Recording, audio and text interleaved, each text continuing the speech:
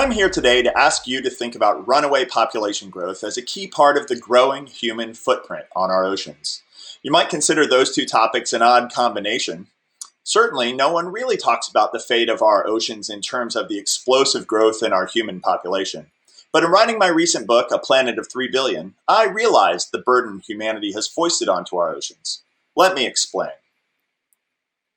For much of the past 120,000 years, humanity has tread rather lightly on our planet and our oceans. Until, say, 5,000 years ago, our impact was barely registered. 2,000 years ago, with 170 million humans on our planet, only a small proportion of humanity ever even saw an ocean during their lifetime. Most were farmers and herders far from the coast. They more likely heard stories about the oceans from travelers passing through their remote village. But over time, as humanity grew, we became an increasingly coastal species, increasingly reliant on the ocean for food, trade, exploration, colonization, war making, and eventually vacationing and recreation. And as our numbers grew, our increasingly multifaceted relationship with the ocean came to resemble the modern ecological nightmare that it is today. Perhaps it's useful to step back and ask ourselves, how exactly should we think about this planet we are impacting? I like this biogeographical methodology for understanding the unique ecoregions that comprise our planet. Each represents unique constellations of flora and fauna, terrain, singular flows of water, and very specific climates. Each uniquely contributes to the ecoregions around them. And as humanity degrades the resources of each specific ecoregion, its impacts on the planet are quite unique and specific. Ecoregions are not just terrestrial. Marine ecoregions have been defined for every coastal marine environment around the world. This is not to say that deep ocean ecologies matter less, but it is easy to see how explosive growth in human population is impacting these ecoregions in a wide variety of ways. Worse and worse as we add 80 million additional humans to our planet each year. Just going back to the final frame of the earlier video for a moment, we can imagine how this runaway population growth, which is increasingly concentrated in coastal urban environments over the coming decades, will further burden our oceans. And if we map our human footprint by simply placing our human population in red, our road networks in gray, our intensive agricultural land in black, our toxic sites in purple, and our coastal dead zones in orange, just this handful of layers, we get a sense of how this population is deleting ecological resources, particularly in coastal environments, while excreting massive volumes of waste into our oceans. This spinning globe adds in yellow the massive continent-sized ocean garbage patches that humans have created only in the last century or so. What were once isolated industrial effluents from few major cities and the occasional cargo floating adrift in the ocean has fundamentally changed. With the dawn of plastics, only in the past century or so, this complex swirl of garbage has become an existential threat to our oceans and our ocean food chains. And it is only getting bigger as an ever larger human population creates ever more garbage that inevitably ends up in the ocean. And that does not even count the rest of these elements, the elements of our human footprint. Add to these coastal dead zones and continent-sized garbage patches the increasing acidification of our oceans as they absorb humanity's collective exhaust in the form of carbon dioxide.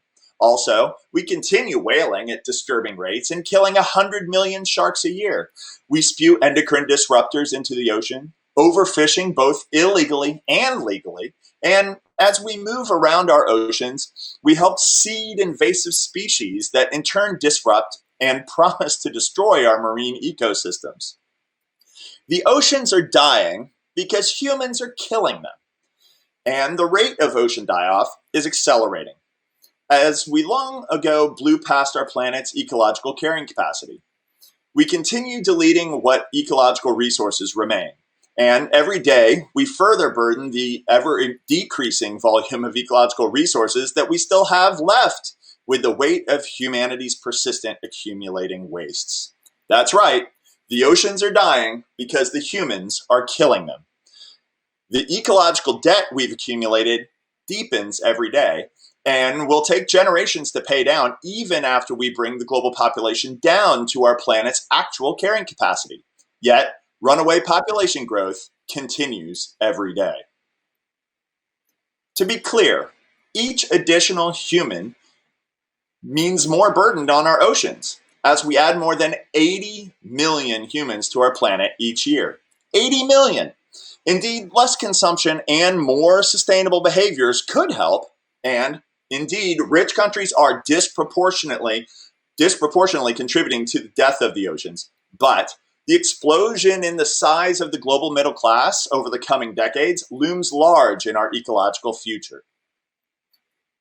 Yet, the bending of the global population curve is actually inevitable. The only question is when. A recent estimate in the journal Lancet had global population peaking at 9.7 billion in 2064 and then declining to 8 billion in 2100.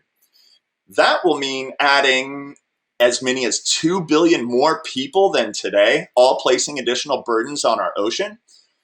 This article made it clear that because of women's empowerment, education, and access to family planning technologies are in effect ahead of schedule, the global population curve is bending ahead of the United Nations estimates. So, if this bending of the global population curve is already inevitable, why don't we invest more in women's empowerment, education, and access to family planning technologies in order to accelerate this already inevitable trend?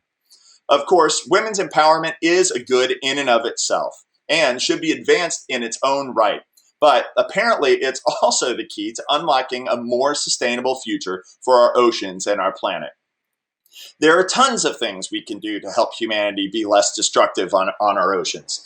The list is actually really long, but continuing to add 80 million additional humans to the planet every year, the equivalent of 10 New York cities, will continue to place additional pressure on our oceans that they simply cannot sustain. But if we targeted a global total fertility rate of 1.5 by 2030, we could begin to decrease the global population and reduce the pressure we're placing on our ocean ecologies. Maybe even make that target our 18th Sustainable Development Goal. Maybe the United Nations is listening. We can begin unwinding this terrible convergence of ecological disasters facing our oceans, and together, as small, educated, and prosperous families, think deliberately how we can craft a more sustainable future for our planet and our species, empower women, end runaway population growth, save our oceans, and together we can forge a more hopeful future.